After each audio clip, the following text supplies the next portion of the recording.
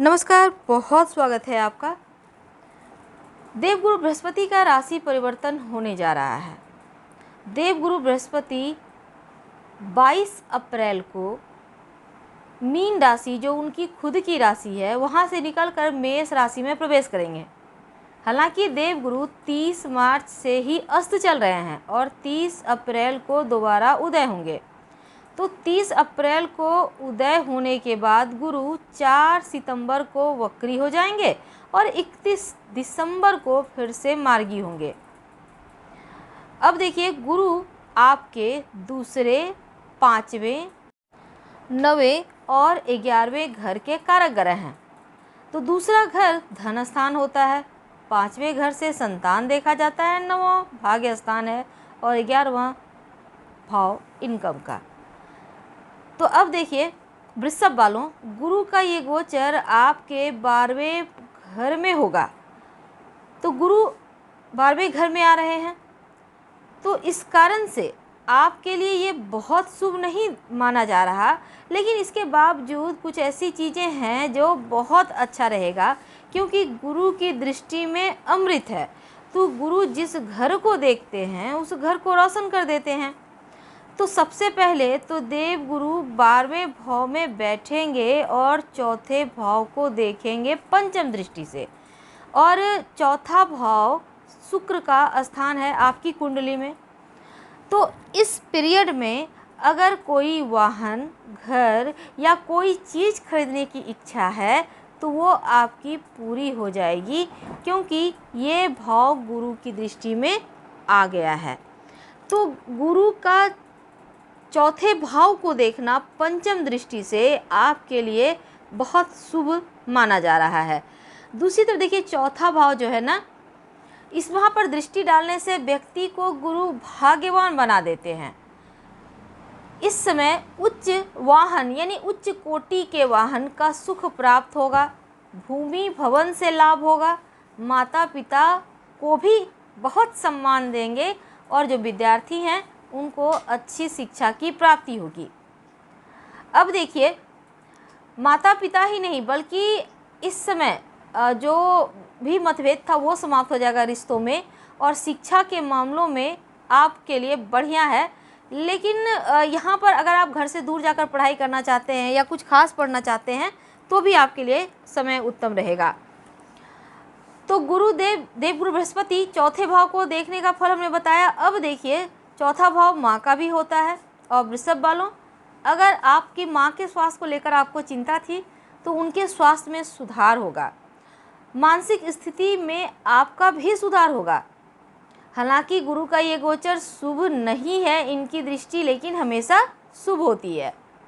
अब गुरु की दृष्टि आपके छठे भाव पर भी पड़ेगा, छठा भाव पर पड़ेगा, यानी सप्तम दृष्टि से गुरु आपके छठे भाव को देखेंगे।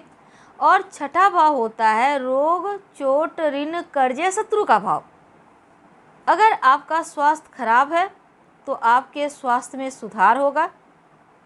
अगर आप अभी तक कोर्ट कचहरी के मामलों में उलझे थे तो राहत मिलेगा।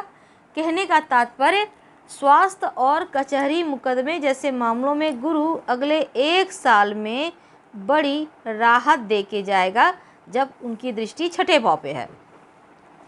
तो ज्योतिष में ये कहता है कि छठे भाव पर गुरु की दृष्टि होने से व्यक्ति चतुर हो जाता है, बहुत ज़्यादा धूर्त यानी कि काम अपना निकालने में माहिर हो जाता है, लेकिन किसी न किसी स्वास्थ्य की मुश्किल से इनको थोड़ी परेशानी होती है। थोड़ा क्रोध बढ़ेगा इस समय। हालांकि शत्रु का नाश होगा, लेकिन क्रोध पर कंट्रोल आपको रखना होगा। तो ये था छठे भाव का प्रभाव। अब देखिए, गुरु की दृष्टि, अगली जो दृष्टि है अष्टम भाव पर है। अष्टम भाव गोपनीयता का भाव है।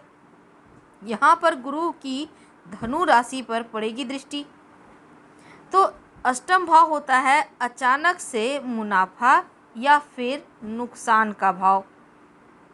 अष्टम भाव पर गुरु की दृष्टि से व्यक्ति दीर्घायु होता है, लेकिन इस समय जैसे कि आपको राजदंड या कारावास जैसी चीज़ों का भय भी हो सकता है। कोई आपके ऊपर, अब जरूरी नहीं है कि हर कोई कारावास में जाए, लेकिन कोई आप पर आक्षेप यानी कि कलंक लगा सकता है जो आपने किया ही नहीं है, यानी ऐसे कार्यों का दंड मिलेगा जो आपने किया ही नहीं है। तो यहाँ पर आपको इन चीज़ों पर ध्यान देना चाहिए। तो क्या करें, देखिए वाहन आप सावधानी से चलाएं। अगर खुद से ड्राइव करते हैं तो अपने खान पान का खास ध्यान रखें। गुरु 12वें भाव में है तो थोड़ा बदलाव होगा।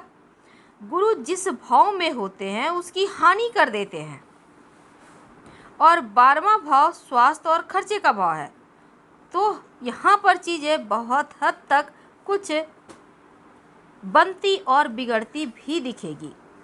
लेकिन दूसरी तरफ देखिए, देवगुरु बृहस्पति आपके 8वें 11वें भाव के स्वामी हैं, और पहली बात तो बृहस्पति आपके लिए अनुकूल ग्रह नहीं है, और जब वो द्वादश भाव में जाएंगे तो खर्चा बढ़ाएंगे।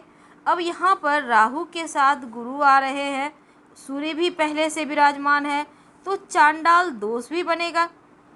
तो अप्रैल में आपके द्वादश भाव में रहकर स्वास्थ्य से जुड़ी मुश्किलें थोड़ी बढ़ाएंगे, तो उनके ऊपर आपको ध्यान रखना होगा।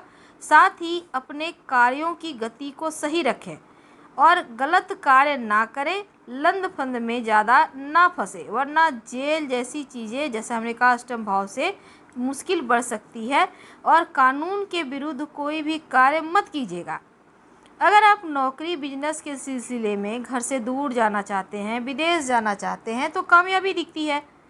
परिवार को लेकर हल्की फुल्की चिंताएं हैं, शत्रु वगैरह थोड़ी बहुत मुश्किलें पैदा कर सकते हैं, लेकिन अन्य ग्रह आपको उन पर जीत दिलवाएंगे। तो बीमारियों से भी बाहर निकलने की क्षमता रखेंगे। दिन की शुरुआत योगा एक्सरसाइज से करें, मांस मदिरा से दूर रहें, धर्म कार्य करें, तो गुरु का प्रभाव और भी ज़्यादा अनुकूल होगा।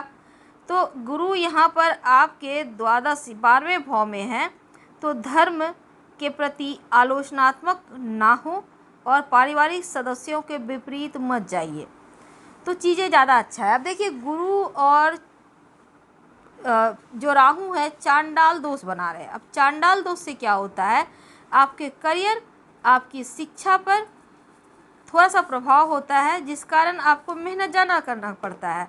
और इस समय पारिवारिक विवाद ना हो, इसका ख्याल रखिएगा। पेट की समस्या से आपको बचना है, और साथ ही थोड़े जिद्दीपन पर भी कंट्रोल रखना है। किसी भी तरह का घोटाला वगैरह ना करें। पैतृक संपत्ति प्रॉपर्टी प्राप्ति में थोड़ी कठिनाई आएगी। आप भले ही कोई भी कार्य में निपुण हैं, लेकिन आप जितना कार्य कर रहे हैं, जितना आपने प्रयास किया है, हो सकता है उतना फल न मिले। क्या करेंगे उपाय कि गुरु चांडाल दोष से थोड़ा सा आपका प्रभाव कम हो जाए। देखिए, राहु का मंत्र ओम रांग राहवे नमः, गुरु का मंत्र ओम रिंग बृहस्पति नमः। इस मंत्र का खूब जप करें, कम से कम 5 बार तो करना ही है। और अगर लगे कि ज़्यादा मुश्किल है, तब आप हल्दी या फिर चंदन का तिलक अपने माथे पर श्री हरि के चरणों में लगाने के बाद लगाएं, या कलाई में भी लगा सकते हैं। बुधवार के दिन शाम के समय, किसी भी बुधवार के दिन शाम के समय पानी वाला नारियल सर से 7 बार उल्टा वार कर बहते जल में प्रवाहित कर दें, पीछे मुड़कर ना देखें। अगर बहता जल ना हो तो पास के किसी पीपल के पेड़ के नीचे या मंदिर के सीढ़ियों पर रखकर चले आएं। शर्त यहाँ भी वही है कि पीछे मुड़कर मत देखिएगा, तो आपको राहत मिलेगी। तो यहाँ पर वृषभ वालों, निवेश से जुड़ा कोई भी कार्य मत कीजिएगा। आर्थिक स्थिति पर नज़रें बनाए रखना है। थोड़ा सा इस समय अगर आप ध्यान नहीं देंगे तब सुख की कमी महसूस होगी, तो हर जगह नज़रें बनाए रखना है ताकि इसका प्रभाव आपके पक्ष में आए। हम आपसे विदा लेते हैं। जानकारी अच्छी लगे तब लाइक कर सब्सक्राइब करें, अपनों से शेयर करें, कमेंट करें। हर हर महादेव। धन्यवाद।